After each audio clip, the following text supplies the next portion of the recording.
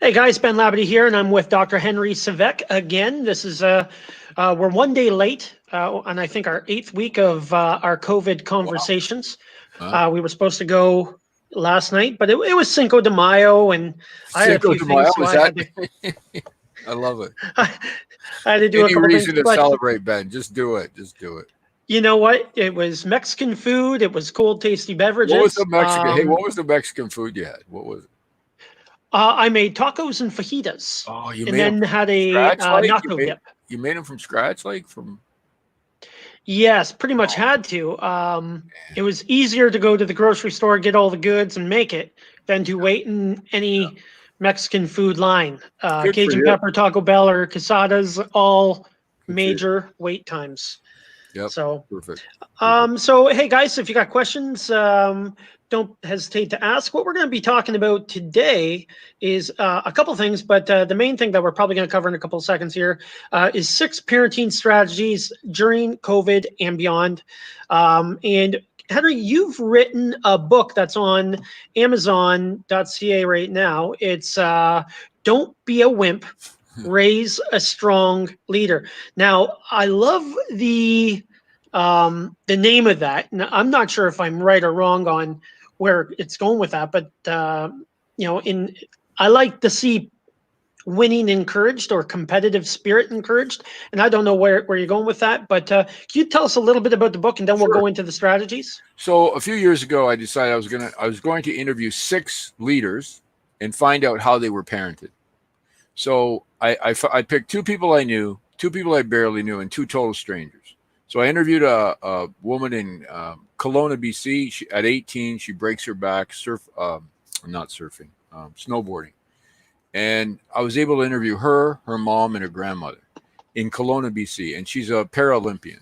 So I wanted to understand, how do you parent someone who's this tough and oppositional, who at 18, when they're wheeling her into the operating room to fuse her back because she broke her back and she's paralyzed, she says to her mom, "You know, mom, I have a better chance to make the Paralympic team than the Olympic team now that I'm paralyzed.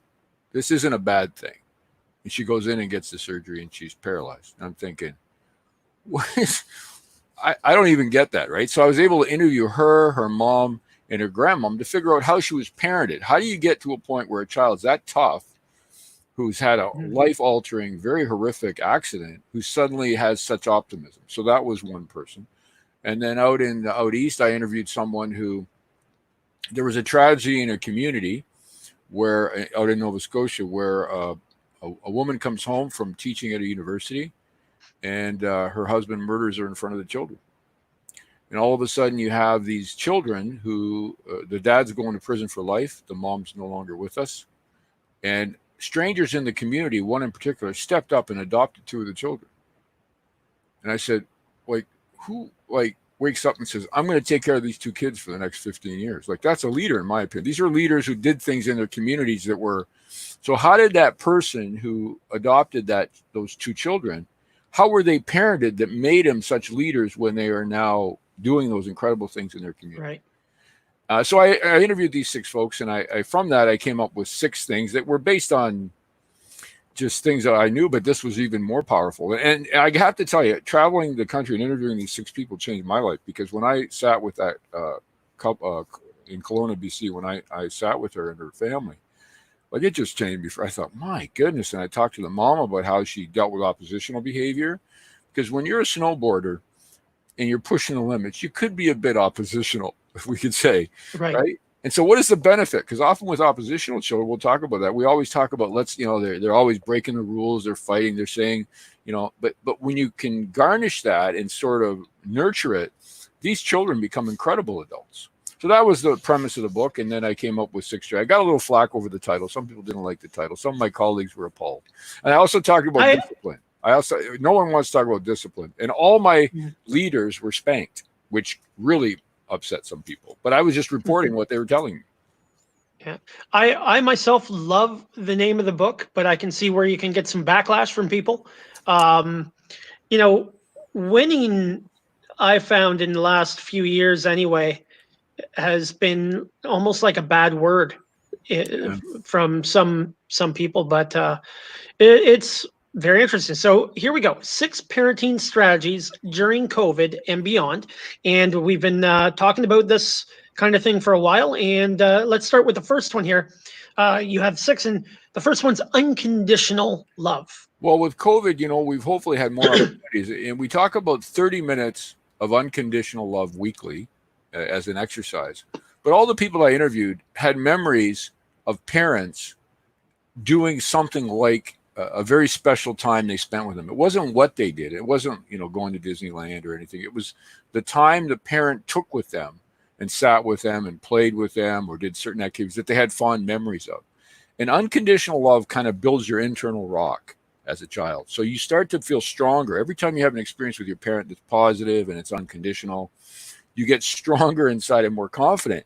And we might need to define leadership. By leadership, we mean children who grow up, who take on the world the best that they can and are models in their community, like the people I interviewed, like the man who took in the family, his wife, and he took in the family after that tragedy. Or, it's people who live, we have them all around us. You could take any community, Chatham County, you'd find many, many people who have these similar kinds of profiles.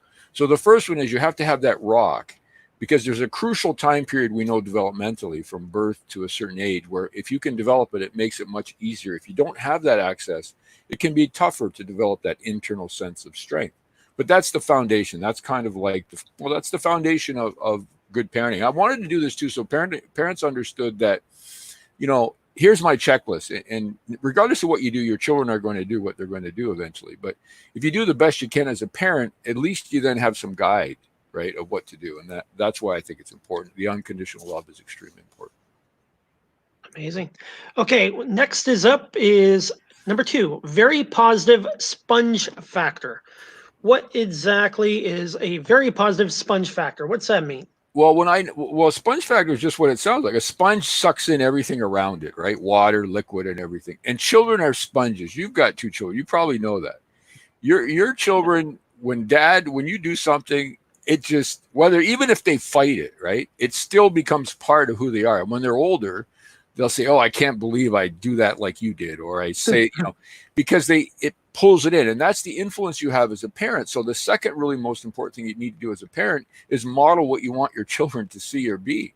So if you want them to be respectful of people, you need to be respectful. If you want them to fight for what they believe in, a cause or a belief system, then you have to demonstrate that. So your children also will fight for those things. So it's basically model. I'm sure our parents had different words for it, our grandparents, but model the behavior you want to see in your children every day, all the time. You're always on. People will say to me, "Well, we don't argue in front of the kids. We argue somewhere." They know you're arguing, and I'm not saying it's just part of it. Everything that happens, they suck in as a sponge. Awesome. By the way, which includes grandparents. So that's why the influence of grandparents is really important, and other people, coaches, teachers. And that's why part of the COVID issue is tough, because children don't have access to those coaches and those teachers as well, that also provide them with positive role models that they need. So that's difficult. But when you can bring in people in the community to help you, grandparents and so on, that's also part of that sponge factor. How important is having the grandparents a part of the kid's life? Well, huge. I mean, I've worked with many over my career, grandparents who became the parents for different reasons. And I always tell them they have a special place wherever they believe we go after this life, because for grandparents to step up, or that one leader I interviewed who stepped up and took on children in the community, an extra surrogate as a parent. And we know from science that it can mitigate all kinds of difficulties. So you need a strong role model in your life as a child, and a support and a very positive experience. Now, that person often, hopefully, is your biological parent, but if not, it could be your adoptive parent, which is your parent. It can be a grandparent. That is the parent for that child. There's the biological parent, and then there's the parent. Sometimes it's both, sometimes it's not, and that'll work out okay for the child if that parent, who is the influence, is positive and nurturing and provides that unconditional love. And that's the exciting part of child development we know of. Awesome. Okay, let's go to number 3. Heard the word no when growing up. What does that mean? I heard it a lot. This is sort of, I was on a train. I'll never forget this. I was going to Toronto, and I happened to randomly sit beside someone who told me that they were retiring as a dean at the Faculty of Medicine of a large university, not a dean, a professor, because every year he'd get called down during the marking season because a parent would call the dean and ask the professor to change the grades because the person should have got a higher grade than they really got in the medical class. And I said, if I'm lying on the gurney, I hope it's not one of these people that didn't quite get your class and you raised the grade just to get them through. And he said, I've had it. I'm quitting. You can't say no to these folks. You can't fail. You can't. And so that's when it kind of motivated my thinking. And then I'll never forget, I was at a farmer's market on the way home from London. And a child comes in with a mom, and the kid destroyed the blueberry section. There were blueberries all over the place. The kid threw them all over the place, right? And I'm standing there, I'm looking over. And the mom smiles and takes the kid, puts him in the car, and drives away. And I'm thinking, you don't apologize. You don't say, stop it, Johnny. You can't throw blueberries on this farm because they're throw out. You can't wash blueberries that are on the floor. The farmer took a loss. And there was no consequence. The word no never happened. And I'm thinking, what's going on? So that's where that became. And all the 6 people I interviewed heard no quite often. And I talk about a natural no, which I heard a lot growing up. A natural no, do you know what that is, Ben? Something that you can expect, maybe? No, natural no means your parents just can't afford it. So when you want something, they say no. And you say, why? Because we can't afford it. So it's easy. A strategic no is the hardest one for parents today because you can afford it, but you say no because you know it's not right for your child. That's the hardest. Okay. Natural no's I found easy because it just didn't have the money. And at Michigan State, they taught us to teach your 3-year-old when you go to the grocery store, take a little book, and when your son or daughter wants something, you write it down. Okay, great. Next time we'll buy that. Next time, because you can't afford it because we're grad students, we couldn't afford it. And so the natural no, many people through difficult times, our parents probably heard a lot of natural no's, and we probably had natural no's for our children. My children heard a lot of natural no's. We couldn't afford it. So, and a strategic is where you do it because you know it's right for your children. Chris Bell, many adults do not know how to say no to kids, coworkers, bosses, customers. Yeah. And that's even in real estate. Like, I've had a tough time saying no to a client when maybe I didn't really want to take on that client. And, Was it hard for you to say no? Is it hard for you to say no to people? I can say no. If I'm not interested in it, I'll just say no. I do say yes a lot, but it's probably because I'm interested. The good news about saying no is it builds your self-esteem. So when you say no, you feel stronger without an excuse. It can't be with an excuse. And the first time this happened to me was not that long ago, probably 10 years ago, when I said no to golf. People would ask me to play golf, and I would always come up with an excuse. Oh, my back. I hate golf. I'm horrible at it. I'm no good. And I don't want to do it. I don't want to waste 5 hours of my life looking for a ball and poison ivy infested places. So I just said no. So the first time I said no, they said, why? Why don't you want? Because I said no. Why? Because I don't want to. And there's just this empowering when you don't have to say because it's late or I got something else scheduled or my back's sore. That doesn't feel the same. It's empowering when you say no. So as a parent, I think it's important for all of us to understand saying no is part of the job. Saying no is healthy. Postpones gratification. Okay, moving on.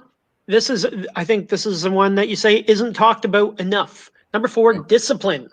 Well, yeah, discipline we should define because back in the day, many of us would have gotten a spanking. I don't think maybe people can talk about that, but spanking in many communities is not legal anymore. I mean, even though the Supreme Court says it's legal up to the age of 12, 2 to 12 for certain conditions and how you're supposed to spank people, most of us would agree that there are probably better ways. But in some communities, you'll be investigated if you spank your child. So there's a whole different wave. And so discipline isn't about spanking. Spanking just happens to be one of those strategies people used in the past. Discipline is about logical consequences and structures, because if you provide your child with discipline, they'll develop self-discipline. And you can't really, as a 7-year-old, 8-year-old, 9-year-old, 10-year-old, develop discipline. So if you make a mistake, you have to do logical consequences, and you have to do restitution. And then you have to find a way to make it not happen again. If it happens again, you deal with it. But discipline is also about structure. What's expected of you, expectations. So it's not the consequence, it's the expectations of what you expect from children. And not only that, don't expect too much, because I see people negotiate with a 4-year-old. How do you negotiate with a 4-year-old? Yeah. I don't know. I think you have to be clear that children develop at certain steps, right? And then you have to respect that. And they want you to provide that structure and discipline, because otherwise they'll keep pushing the limits till they find it. We got Chad Olds. Chad's actually a guitar player. I watch him online there. Oh, awesome. 2 types of discipline: personal and punitive. Good personal leads to no penalty. Yeah, I don't know about. Not really sure. I wonder if Chad about penalties. I mean, consequences. I mean, there are consequences, right? I mean, in that blueberry example, which the child was probably about 9. If you're a 9-year-old and you destroy some farmer's blueberry section of his market, shouldn't there be a consequence? Shouldn't you at least get the broom and help out, and then get some allowance bucked up to pay the farmer for the loss? I mean, you've got to teach some kind of consequence, I think.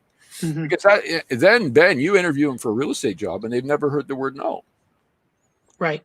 How do you deal with that as an employer? How do you deal? And they need self-discipline if they're going to be at home and work from home. They're going to have structures and so on. So we could argue that, but I think discipline took a bad rap because very much of the issue of spanking. Natural no's are not always easily accepted by children these days. Have they ever been easily accepted by children? I don't know. I mean, I think you push it until the problem with we have to interact with the child's personality. There are some children. I don't know if you've ever have relatives or know children like this. You can say no 95 times, but if you say yes on that 96th time after getting ground down, they will push you another 95. They will push your nose. So depending on the child's personality, some children you say no and they say, okay, I understand. Some children, mm-hmm. they will not take no. And that leads us into more oppositional and children who don't like to take, instructions. But I think you need that structure for the children. Consequences are an interesting one. Many of us as parents hurt the most when our children hurt. And so it's very difficult to say we're going to deprive them of something or ground them or send them to their room or that kind of behavior if we don't feel it ourselves. And so I think that's part of the profession of being a parent. It's not about how good you feel. All right. Okay, let's move on to number 5, and that is oppositional defiance. Number 5, oppositional defiance. Explain that one. What's going on there? Well, oppositional defiance is basically you say yes, they say no, just because they want to say no. You say A, they say B. They like to challenge and fight and argue and do other positions. And they're very difficult to parent, these children. They can be, and it's actually a diagnosis in DSM-5. People talk about oppositional defiant disorder. I have trouble with that one because I like oppositional people. I like children who argue because I know they're going to be amazing adults. The problem is I'm not living with them 24 hours a day. So when you're working or with a child, if you have a child who's oppositional, you want to temper it.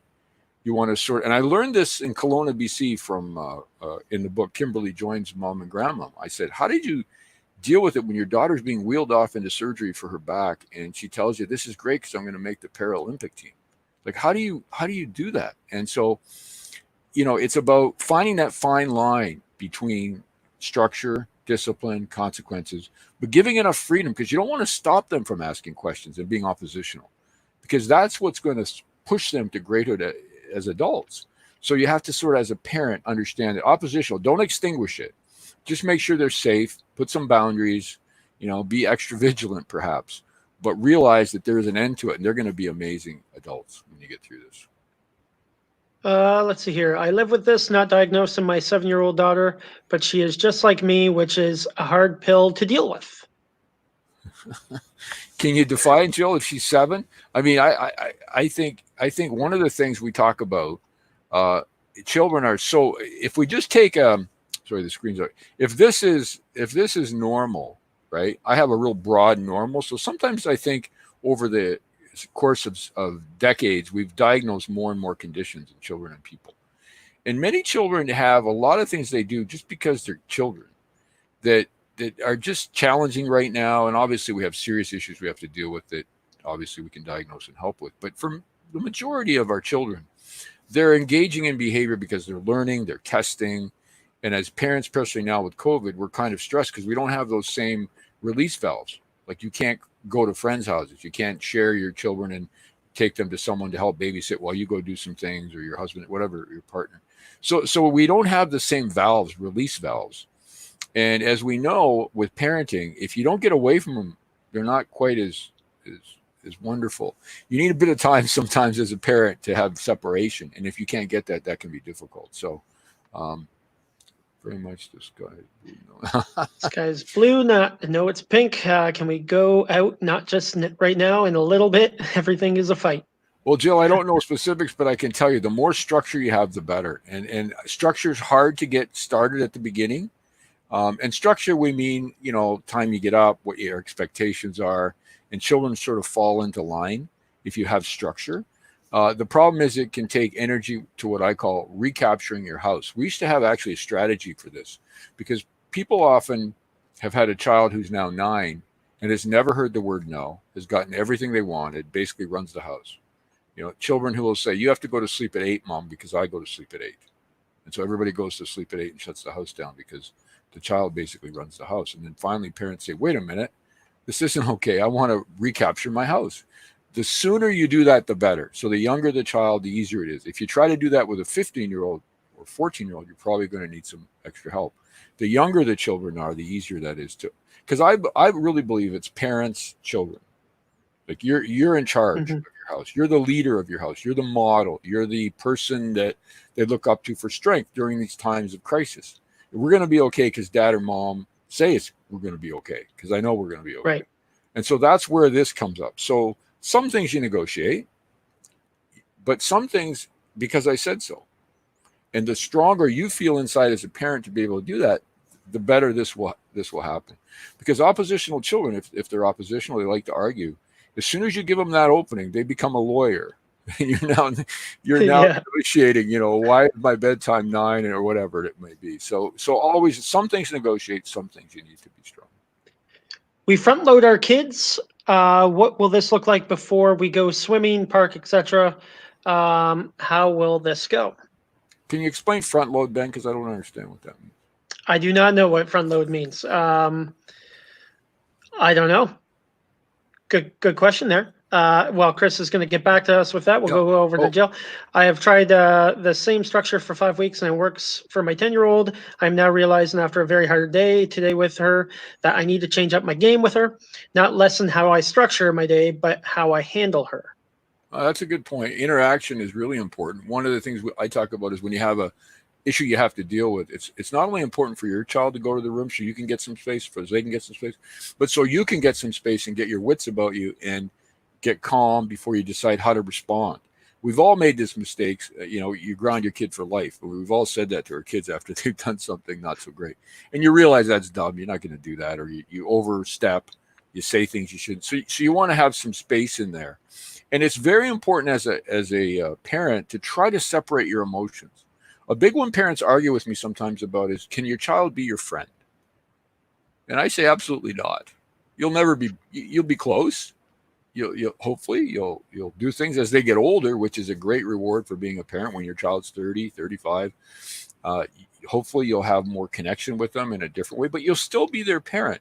Friend is different. I don't believe in it. We can argue or disagree on this. I don't believe children will ever be your friends. That's not the job.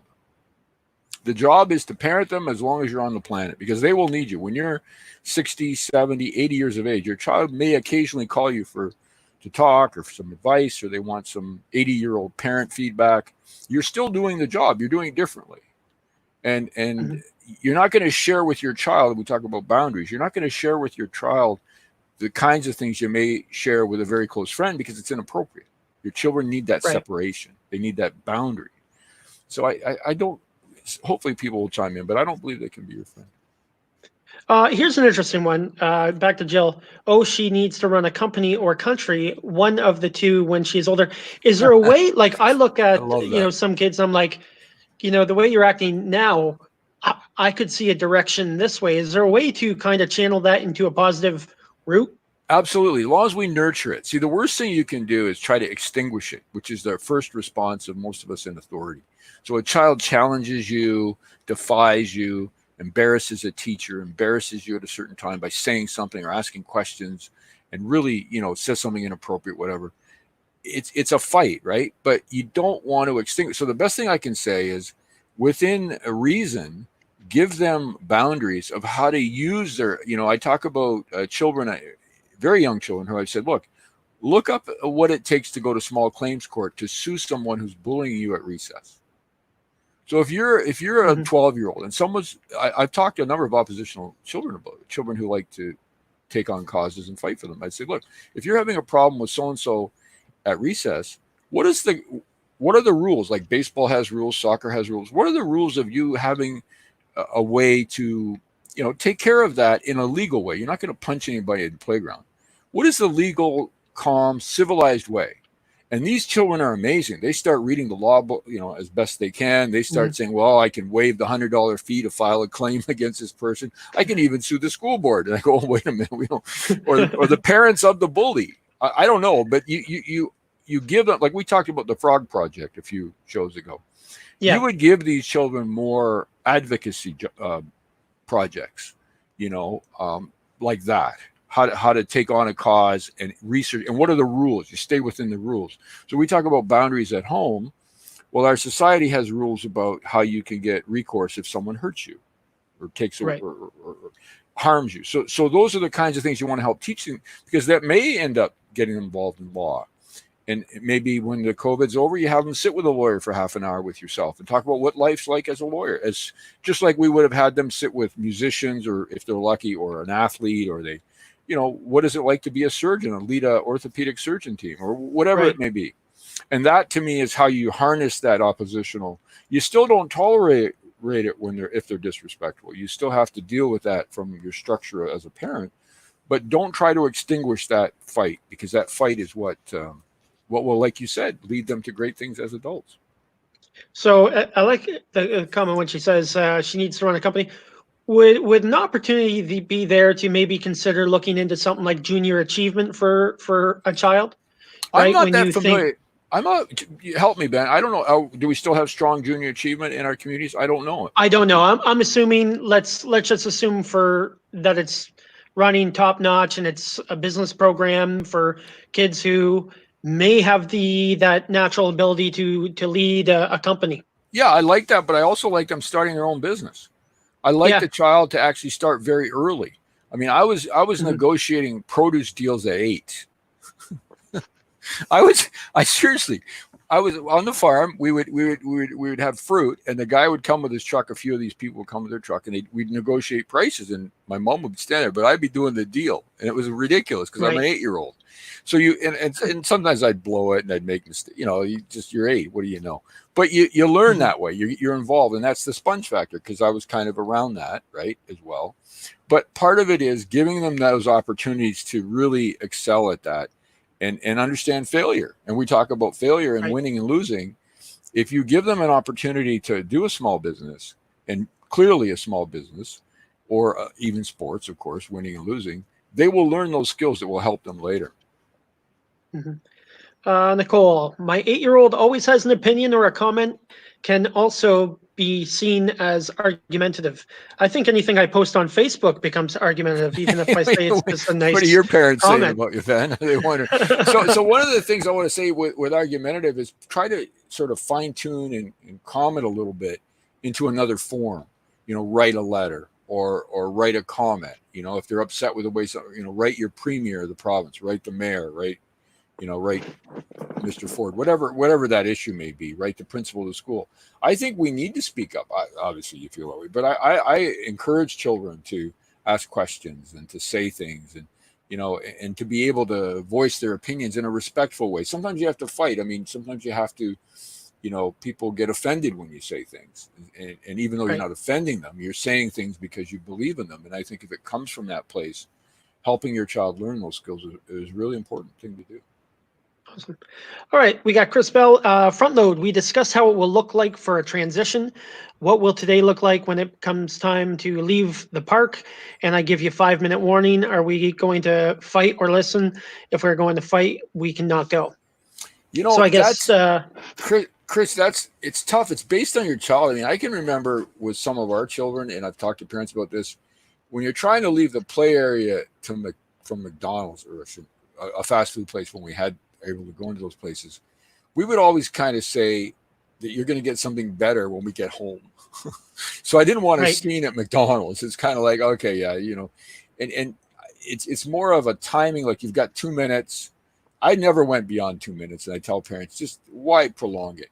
Depending on how old the child is, and you just say, that's it, we're going. Why? And the thing is, if you established it before in your home, it's easier when you get out in public, right? Because they already have that expectation, and then you have some sort of juice behind you. If you say, we need to go now, or we're going to have a problem when we get home, they need to understand what having a problem when we get home means different than maybe our parents, but there will still be a consequence because, it's going to take extra time. It's disrespectful to the people, whatever it may be. So, but sometimes, Chris, you got to do a handoff. If you've got someone with you, a partner or a grandparent, and your energy levels are low, this is a time to say to a person, okay, you handle this because I'm out of here. And sometimes you need to do that. You need to have that ability to step away and let someone else help with what's happening, which is why consistency is important, because whatever you're doing with your child as far as structure, the grandparents, the parents, and I talk about that in the book, everybody needs to be on the same page. So regardless of how the grandparents feel about it, if we do homework at 7:00 at night, or I would prefer it after school, whatever the routine may be, we want that to continue when they're with those other people. And that's why with separated or divorced parents, the best is to have consistency across households. Awesome. Jill again, do you have any CBT activity books or websites that I can find strategies? Well, cognitive behavioral therapy, I've talked about the free stress vaccine we have. Just go to thestressvaccine.com, and I believe if you put COVID-19, all lowercase, it's free. And it's 4 CBT strategies for you as a parent, not for your child. But we also have a student version if they're high school or college age for free. So that I took the CBT simple strategies and made this sort of 4-step thing, and then you leave it on your phone and you can use it whenever you feel stressed. So try thestressvaccine.com. That's the only thing we have that is sort of like that, which is fairly simple. You can do it tonight, and I take you through 4 steps to teach you the strategies, which you probably already know, and then you have it as a tool to help you when you're with your child or with an adult or start to feel stressed. It's a constant self kind of thing. You're always self-evaluating. Am I calm right now? Am I coming from a good place? And this is what worries me about COVID, is being able to bounce ideas off other parents and other people to say, hey, my child just did this. Am I okay? Like, what would you do in this situation? And I think that's really important to have that feedback, whether it be grandparents or parents or friends, that we kind of miss now. That social isolation worries me a little bit. Right. Tiffany, they do have summer camps for children to learn and make small business. Junior Achievement Office is on Wellington and William Street. So it's still there, not operational. That's awesome. I didn't know that. Thank you. Tim's View Family Health Team did run a CBT for adults course a few years ago. They may still have information on that. Okay, so let's move on to number 6 of the 6 strategies of parenting during COVID. Winning is very important. This causes problems too. I can see where this would cause problems. Yeah, winning is very important. Okay, so let's talk about that. Yeah, there's participation times when it's not important, but I think all children should have opportunities to win and lose. And I just think that's part of what we experience when we leave home, winning and losing. So you as a parent, and remember, winning is also kind of about being the best. You want your child to be the best, and we'd say best that they can be, but we really mean the best.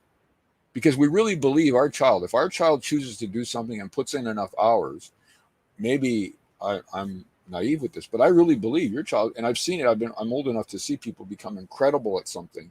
Even though a lot of people, are you watching that Michael Jordan thing on Netflix, by the way?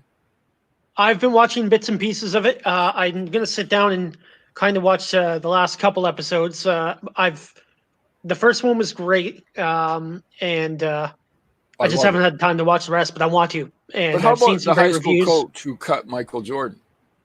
Said he wasn't good enough in grade 9. Now, if we were standing around and he got cut in grade 9, and we said, what are the chances of this guy being the greatest basketball player in the history of the NBA? He's worth $2 billion, all these things, but he's won more world championships than anybody. But he gets cut from his high school basketball team. Most of us would say that's never going to happen. Right. But being the best happened for him. Some would argue he's still the best basketball player that ever played the game. But he got cut in grade 9. How many people get cut and don't even try out the next year? Right. Not that they're going to play in the NBA or NHL or whatever, but we just don't give them that opportunity, or we sort of, well, it's okay, you tried your best. Sometimes it's important to say, well, that's okay, get a basketball, we'll put a net up, you're going to practice all summer, and next year you're going to make the team, which I think he did. But the point of all that is, I think when you have that drive behind it, the will to achieve, the will to be the best, I think that's kind of becomes a daily occupational sort of pursuit.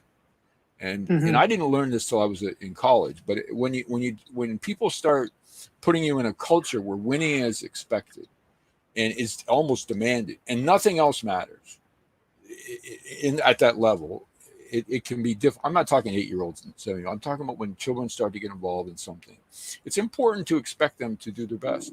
And people think that's not right, but that's my opinion. And everyone that I interviewed for the book, obviously, winning was extremely important. I mean, they don't want to lose at a game of Monopoly. It's like, how important is it to be in a position to win and lose? My son, for example, is very competitive. He is a very competitive kid in whatever sport.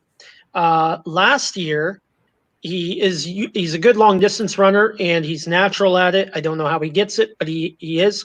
So he was used to winning his age group. And then one other child, same age, beat him one week. And his strategy of thinking that that child was going to be similar to every other kid that he raced, where they'd die off at a part of the race and then he'd just pass him and beat him, that didn't happen. And so he lost, right? And he was a little bit disappointed.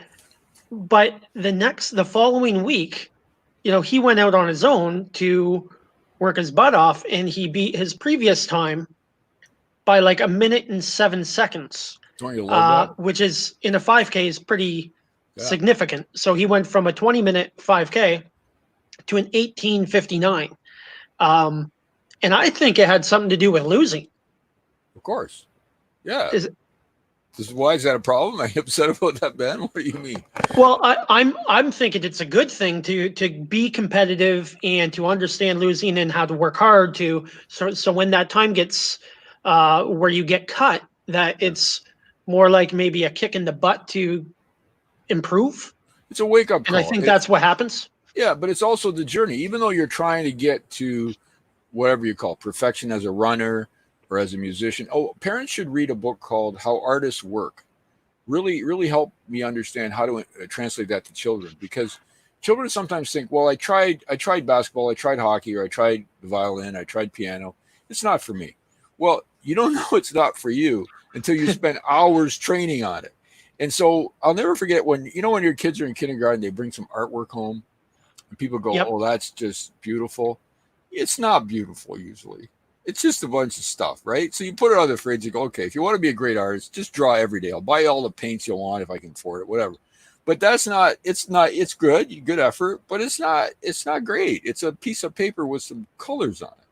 So let's get serious, right? We tell children it's wonderful when it's not. Let's tell them the truth. But say, listen, it's about your effort, because the harder you work, the more likely you are to be successful. And work and attitude is extremely important. It's 99%. A work ethic today is like they talked about IQ in the 50s. If you have a strong work ethic today, you're going to make it. I'm telling you, you're going to make it, because you're going to outwork everybody. Now you want to work on the right things and you want to get some training and all. But I think right now we're seeing a shift in our culture and economy where, I don't know about you, but when you see someone with a strong work ethic, they're going to do it. They're going to make it. They're going to be successful. And as parents, we have an influence on that, not just what we model through that sponge factor I talk about, but what we encourage our children to do. The worst part of most sports, and I'm sure I hate to run, but in football, was the weight room. Hate it. But you've got to go. You've got to do all that work for that, 30 seconds of gameplay when you're on a play, and you work all year for that. And it's horrible. It's boring. It's painful. It's not good. And that's nothing compared to what other people do in music or science or whatever they're doing. So I think encouraging that work ethic and that winning. Well, what do you feel about the winning thing? Do you get upset, Ben, when you see everybody gets a trophy, everybody wins? What do you think about that? I get upset when people don't care to try to win because it doesn't matter. if like I've seen some, sports, I won't go into specifics, where you have some children on the team working their butts off because they care to win, and the others just caring to get through it and not really caring to win because it doesn't matter to them. Right. And to see that on one team, it's very difficult. You can see where some kids get frustrated, like, why aren't we trying? We're not But I talking think it's taken 6-year-old away the T-ball. trying. We're not talking 6-year-old T-ball or 5-year-olds playing hockey. We're talking later, No. right? Yeah, we would agree on that too. Yeah. So I just find if everybody gets the same thing, why bother? Like, I don't see, if you're not trying to win.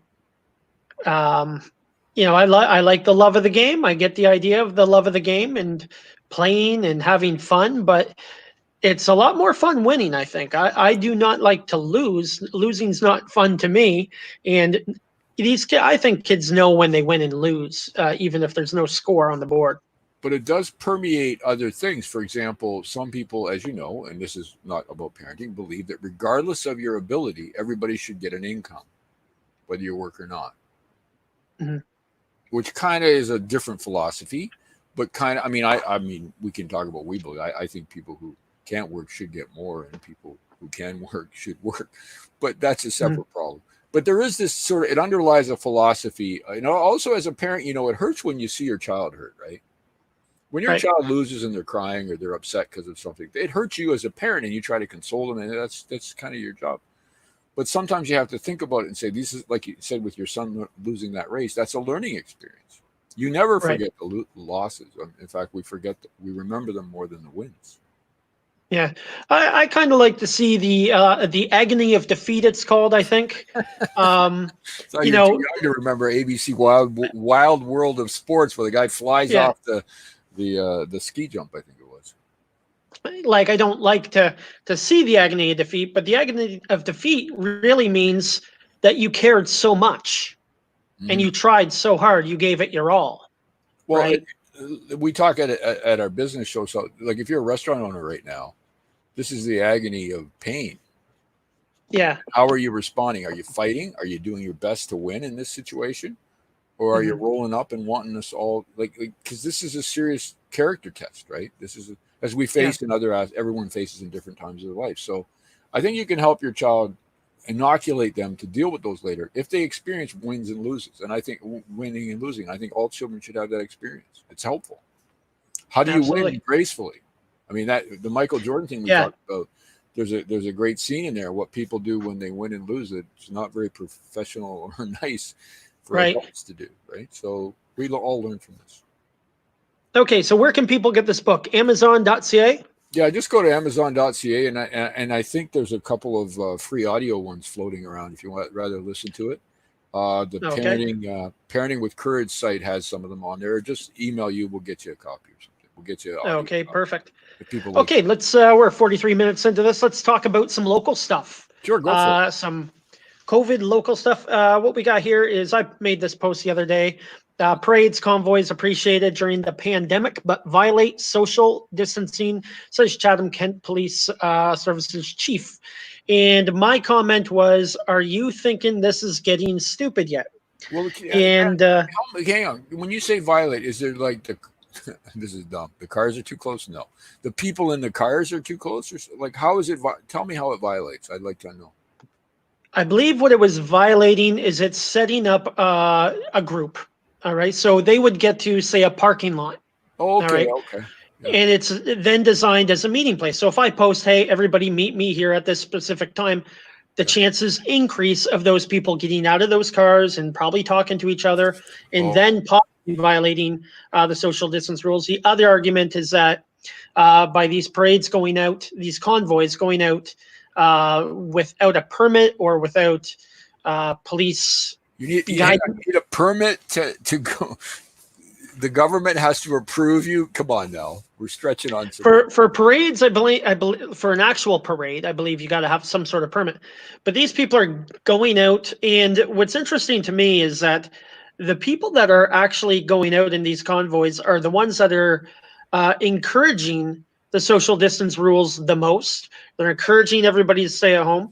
all they want to do is say thank you to the people that are, basically at risk essential workers, that are there and at risk and believe that they need a big thank you, which they do. And so it's then turning on them, I feel, of whatever thing they're trying to accomplish is then being told no. And they do birthday things where they drive around on a child's birthday. These children don't get to have a birthday party. But I got to say, if I was a kid and I seen a bunch of these cars driving by honking their horns, I'm an excited kid for a little bit.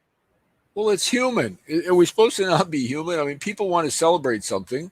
Like you were doing Cinco de Mayo the other day. If people want to get in a convoy or a group of people and do it, they should be able to do it. I mean, it's common sense to me. And the people, obviously, I've watched them on the news where they really appreciate it. If you're working in a nursing facility and people drive by and they're very supportive and they're honking their horns or whatever. Someone has a 100th birthday, they can't celebrate whatever.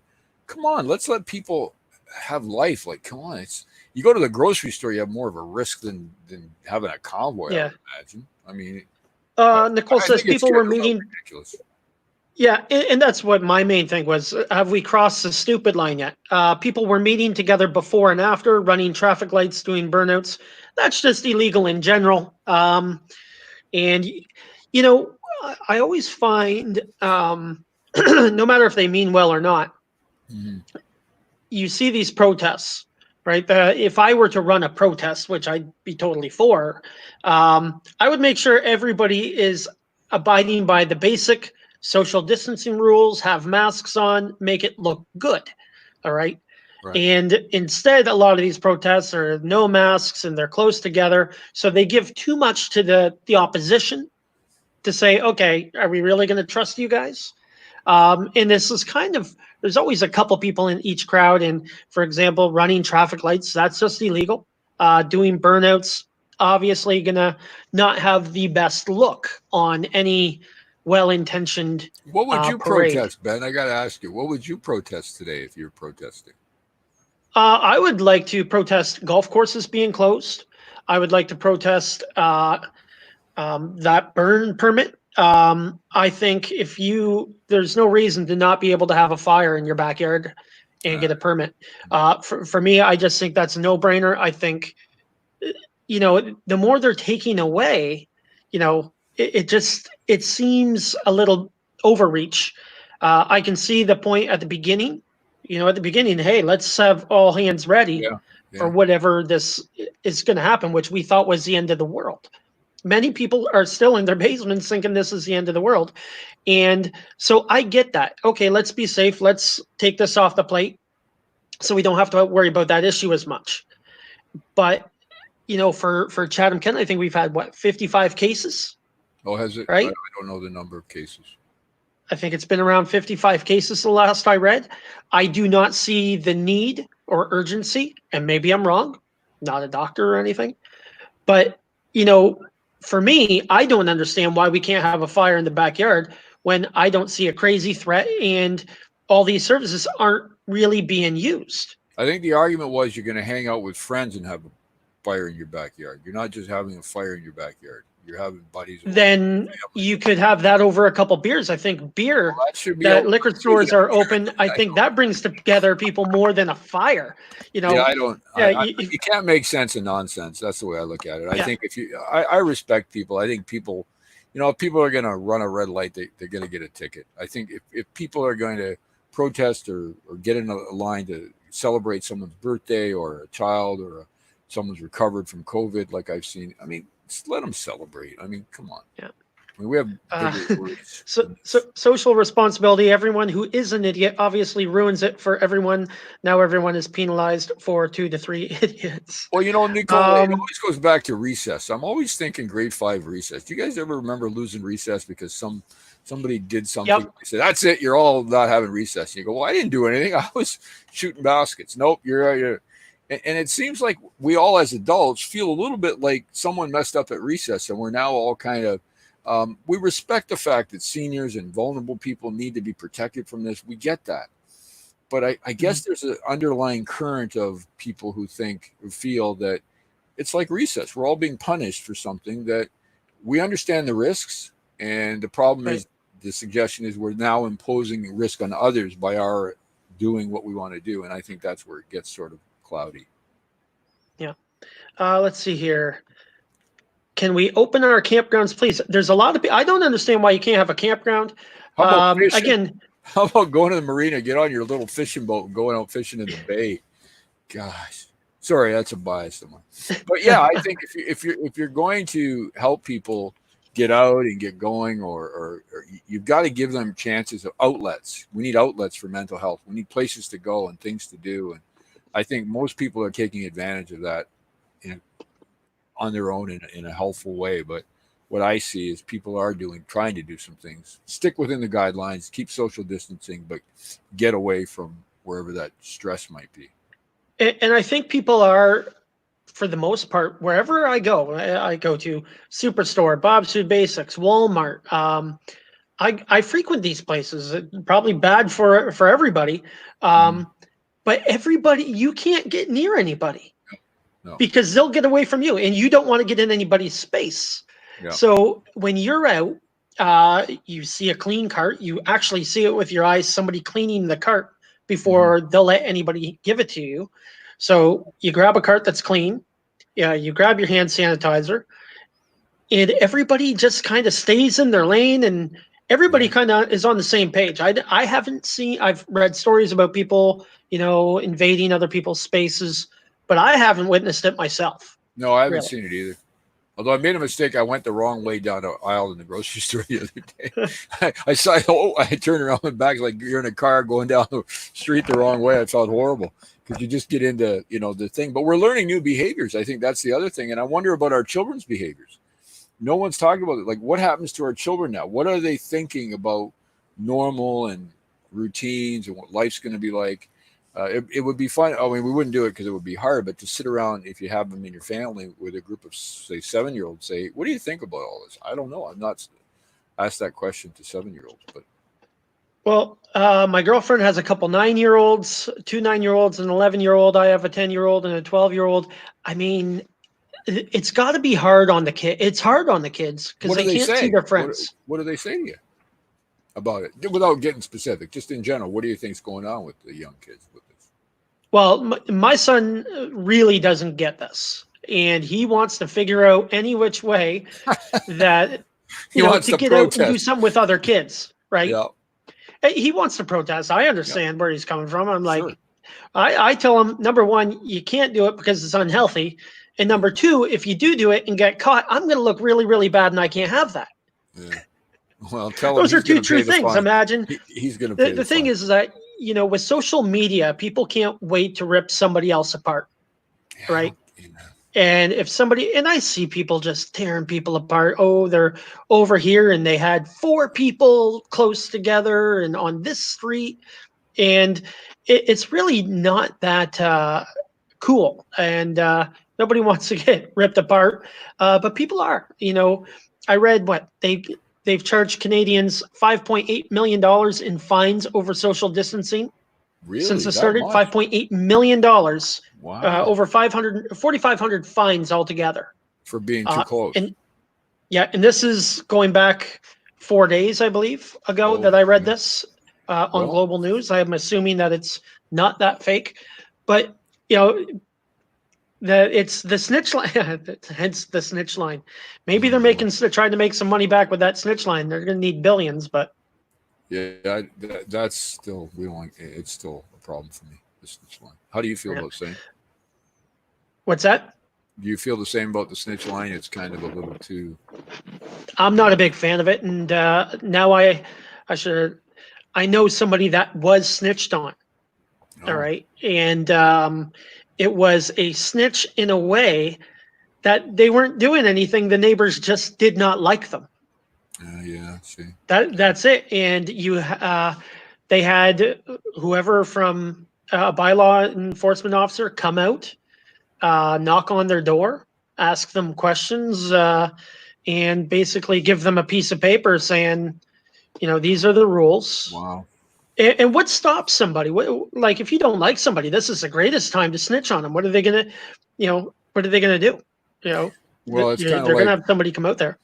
we learn this later in life, but you want to pick your battles, right? Oppositional children, we Yeah. try to teach them. That's one skill as parents, Yeah, you're right here, but what's the cost to fight this? And is it something you really want to fight?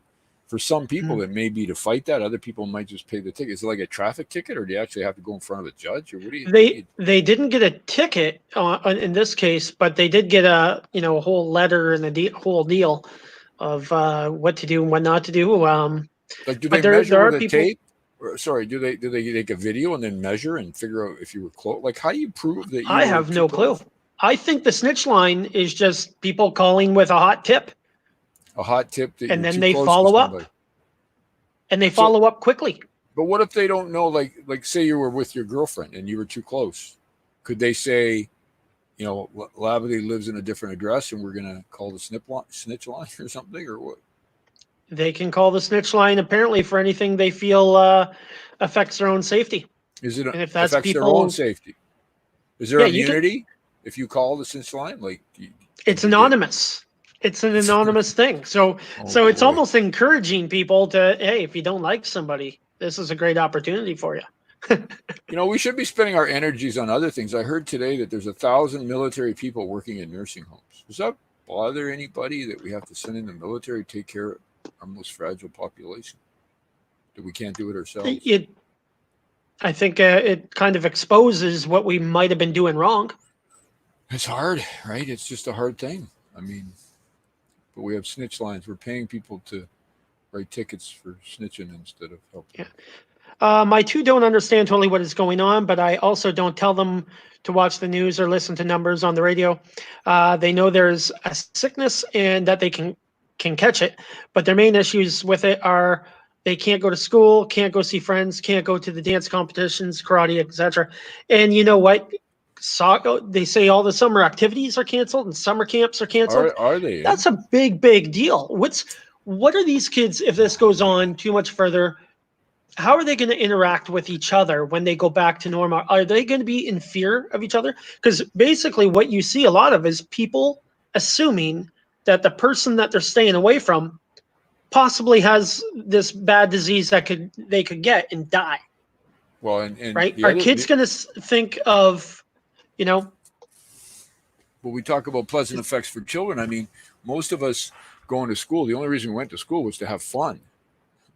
right? Some children went to learn, which is great, but a lot of us went because we liked the sports or the social, whatever. If you take away sports, just be like taking away someone's musical instrument. If someone can't play music anymore, a child who's really into music, and they just can't for a very long time, they can develop really negative affect, like sport. If you can't play sports and you're an athlete, even a young athlete, it's the reason you get up in the morning. Like, you want to play Right. hockey, you want to play baseball, you want to play whatever, football, whatever the sport may be. We have a big little league football program in our communities, which is fantastic. And we can't if we can't do that, what are those children going to do for that outlet, that socialization, all the things we talk about, winning and losing and all of that?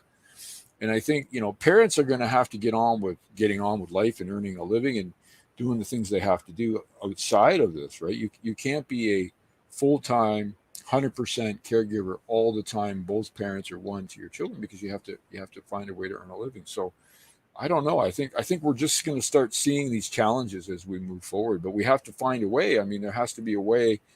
Maybe they have to develop another way with virtual reality, with the sports, with music. I don't know. We have to come up with something, or maybe this will be away in September. We're hearing words of it's mutating differently. Like, I asked, how does SARS go away? How did we just suddenly forget? It just went away. The virus got less and less powerful, apparently, and we were able to overcome it. So I don't know if it's the same here, but something has to change. Yeah.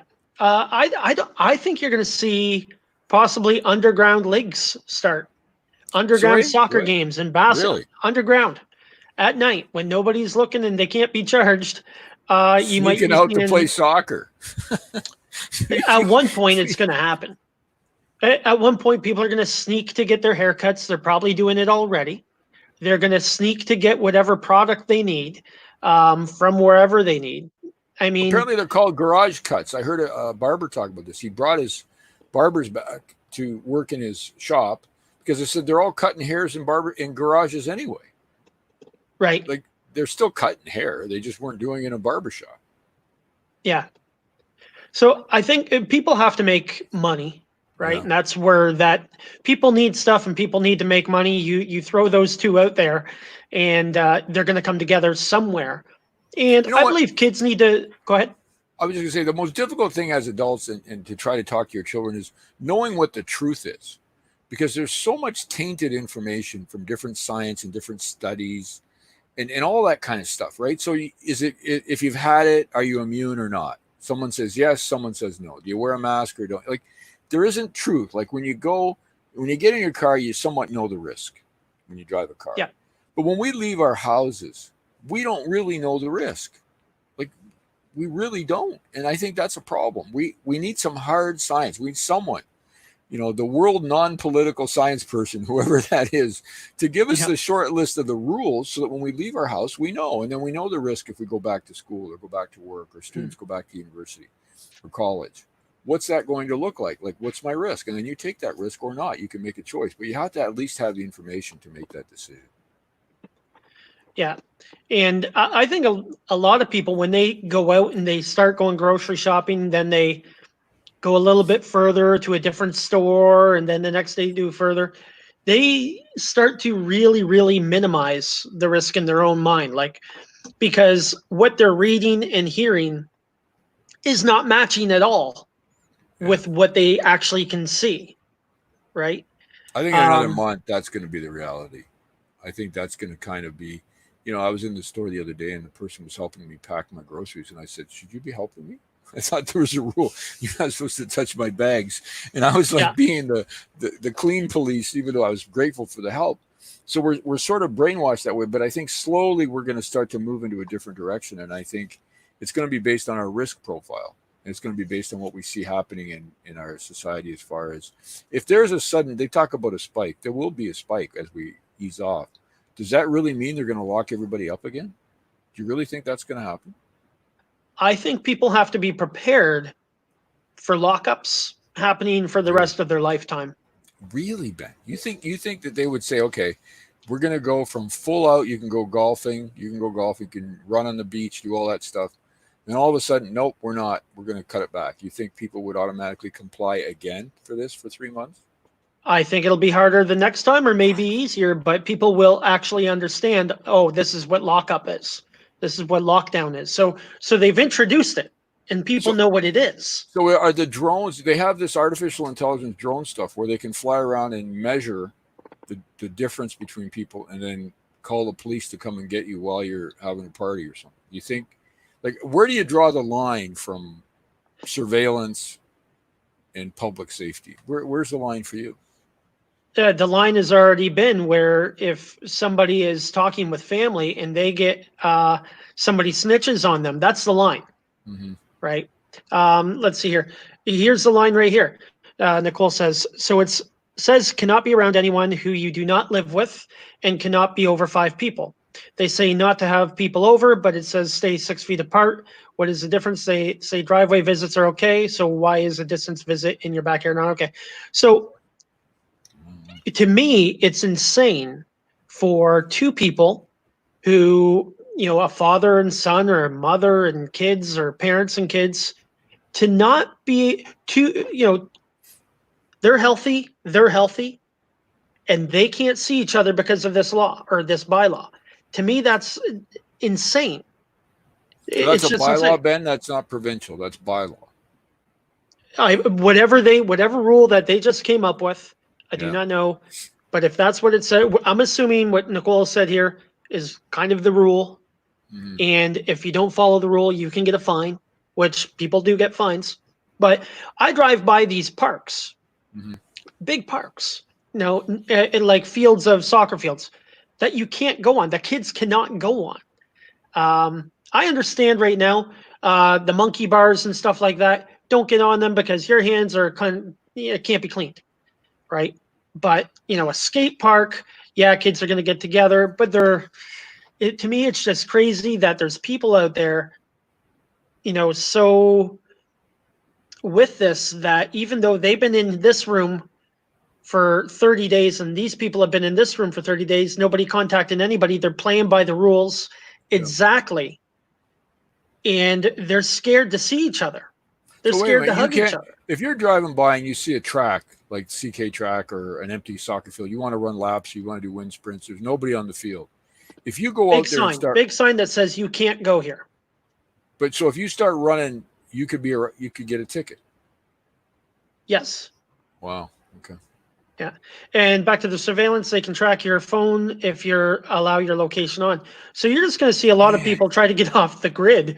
The beach, you can't go to the beach. To me, that's crazy. So I think what you, go ahead, sir. You're going to find is good people are going to break rules. They're just going to at one point say, this is kind of crazy. Even the people that are 100% stay home, don't go out, don't do anything. When they get hungry and when they need to eat and they run out of money, that mentality will change. Well, I think there's a difference between protesting, like we're talking about, and going purposely to a nursing home. We would agree you're not going to go and hurt people and purposely try to, right, expose people to a risk. But if you're running on a track, if you're going in your backyard, like you just said, if you know people that have lived, you have your parents probably are younger than, obviously way younger than my age. So if they're healthy and you're healthy and you want to get together with your mom, what is the problem? Or if you know the risk, it's two adults knowing the risk and consenting to the visit. There's kind of this pseudo legal thing we call, it is legal, informed consent. If you both know what you're getting into, you both agree, right, that to carry that risk, then you can go ahead and do that. We've taken away that ability of people that now government knows best. And people who had these models, if you remember the models that were very inaccurate and based on pseudoscience, and so we've lost that self-determination that people, I think, should have. So I think there's a concern. There's protecting the public, obviously, but now it's gotten into all these other permeations that have stopped people from. And again, my concern is the mental health and physical health of people. I think we need to realize that people need safety valves. Just like that propane tank, you got to open up, get rid of some of that stress that you have. And people who exercise, I mean, they say that only 15% or less of Canadians exercise enough. Right. That's 85% of us aren't. So if you're going to punish someone for going on a soccer field to run around the field, like it just doesn't make sense. When it comes to understanding health, the people that are the healthiest are the safest. So if you don't have any underlying conditions, and what we know now is that many of these underlying conditions, such as diabetes, heart disease, obesity, puts you at risk, at a higher risk of being affected. Should we start promoting health a little bit more, and should we expect people to try to become healthier? Because a lot of these are preventative, right? Well, we're asking people to stay home to be safe. Are we going to be allowed to tell people like myself? I've been out running. Since last week, I've run every day. I've racked up 80 kilometers since our last talk. Way to go. Good leadership. Tried to get into that routine we talked about. But the way I see it now is that I better be at my healthiest when going back out to the world to be at less risk of dying. Okay, so if I do get it, which it looks like it's contagious, looks like many people are going to get it at one point. But your number one medicine is being healthy. Yeah. And there's a lot of things that we can prevent. Prevention's been a dismal failure in Canada. We do a horrible job with prevention. We just don't. I'll never forget, years ago, I was visiting a friend at the hospital, and a gentleman was out smoking a cigarette while he's hooked up to oxygen. And I said, buddy, is that like a good idea? I didn't even know him. I said, he says, what do you mean? I said, well, I got lung cancer. I got to die anyway. I might as well smoke a cigarette. I'm thinking, but you're hooked up to oxygen. I'm thinking, to change a human behavior is very difficult unless they told us we were going to die if we left the house. Like, this is horrible, right? This wasn't about health promotion. This was about survival.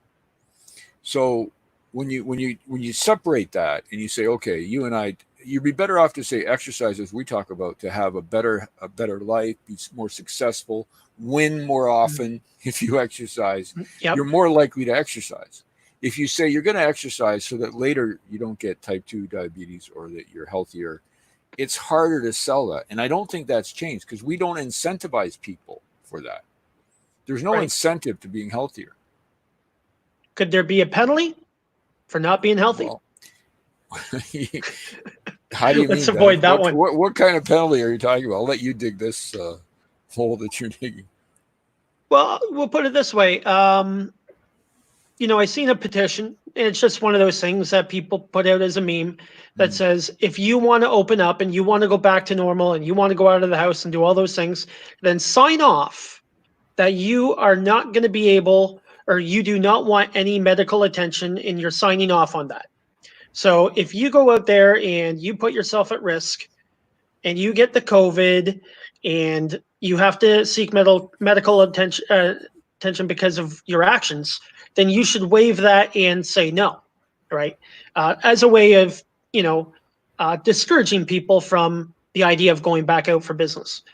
But should you also, if that's the case, not take up anybody's time by improving your health with actions that you can take instead of, basically, I know from my own experience, when I eat poorly, when I drink more, when I don't exercise, I'm less healthy and I get sick more often and I would require more of the health system. To me, I don't see a difference. Well, here's a real good one we would never be able to do, but would really work. So I have a doctor who's a part of a health team. So I asked him once, I said, Doc, like, what do you get for me a year? Like, because they get paid whether I show up or not, right? I think they get because I'm older, $350. Say it's $350 a year. The doctor's office gets to take care of me, whether I come in once, never, 50 times, whatever. I think they get extra if I come in more. But anyway, let's just assume that. Now, if Henry works out and eats healthy and doesn't do too many bad things, and he's healthy, and I could even send in some data to support that. Or if I just don't go visit the doctor or the ER or the hospital, what if I got $100 back? Yeah. What if they sent me a check for $100? If you sent people money for not using a healthcare system, which in the end saves the healthcare system, you might be able to incentivize some of that behavior because people would get it every month. Here's your $10 or here's your $15 or here's a virtual account we're creating. You're going to get a check at the end of the year, whatever it may be. That might and children too. Yeah. You could do it for children. They would set up an allowance and you could, but it's never going to happen because we're not based like that. But that would be a way to, but if you now, as I get older, I have fewer years left. There's an incentive, right, to try to have a better quality of life. But if you're your age, what are you, 30, Ben? How old are you? 20? How old are you? I'm 41, man. Oh, man. Thank you. See, that's all that running. So you're 41, but you've got a lot of time on the planet, right? So prevention, do your friends, your buddies all talk about prevention? Probably not. I know a lot of people in the fitness industry and they kind of talk about prevention, but fitness. It's not really something that people... Our time's up. We've been talking way too long. So yeah, we're at hour 14 minutes. Wow. What a great conversation there, Henry. So just a recap of what we covered was your book, Don't Be a Wimp, Raise a Strong Leader. It's available at Amazon.ca on Kindle, and is it in paperback as well? Yeah, it's paperback, Kindle, and I left the interviews in there, so you actually hear me talk to some of the people, and I'd be interested to see what people think about some of the stories. Awesome. And once again, guys, thank you for watching us. You have been watching Live with Ben and Dr. Henry Svec for our weekly COVID conversation. Henry, it's always great hanging out and talking to you. Good luck with the workouts. Hey, guys, Henry and I have also started a show on the Live with Ben. It's called Business Entrepreneur Weekly. That's Henry's, and it goes with pireporters.com, and that is a investigation, or what kind of paper is that? Well, it's a digital paper. Investigative journalists look at the community, and then we also do a business every week. There's 2 or 3 articles on business and local businesses and what they're doing, and it's kind of based on a model that we try to bring the local community to the people when it comes to business and also investigative journalism. Perfect. Okay, Henry, thank you startup. very much. And everybody else who's watching and shared and liked and commented, thank you as well. See you Have a guys next safe week. week. See you next time. Bye-bye.